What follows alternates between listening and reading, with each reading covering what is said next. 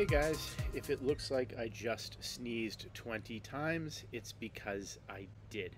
It's allergy day, I guess.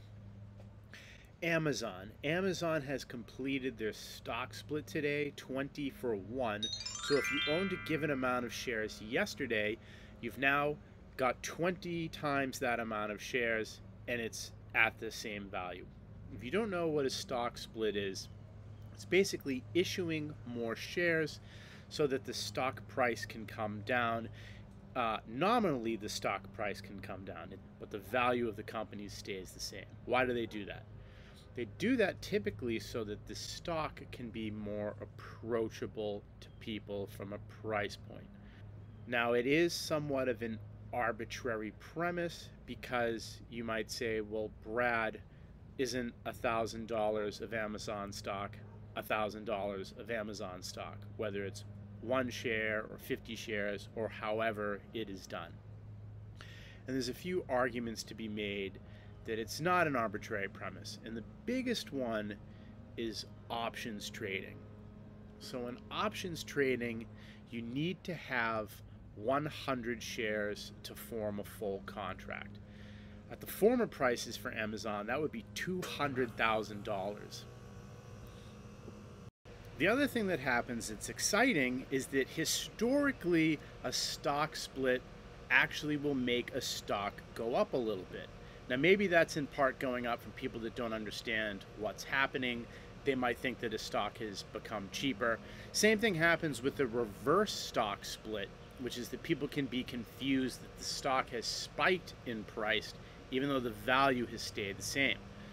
So what often happens with the traditional split, where again people are going to get allocated more shares for a given purchase amount of Amazon stock, is that there will be new entrants to the market for that particular company, for Amazon. The people that will have the data on that we won't know for a few more months will be companies like Robinhood, E-Trade, Public, the companies that tend to do money management for smaller size accounts. Think teenagers investing $500, that type of thing. And again, those people have always had the ability to buy Amazon shares because of fractional ownership. I actually bought just a few $100s worth of Amazon stock as recently as a month ago before the split, and it was like 0.1 share of Amazon. But now there's a lot of people that will be buying shares that never wanted to bother do that before. That will give a boost to the volume. Today, as of making this video, this session on Monday, Amazon is up about 4%, and arguably part of that bump is from the split occurring today. That today is the first day you can buy the shares for $125. But I want to come back to the options trading point because, again, that's really kind of the big one.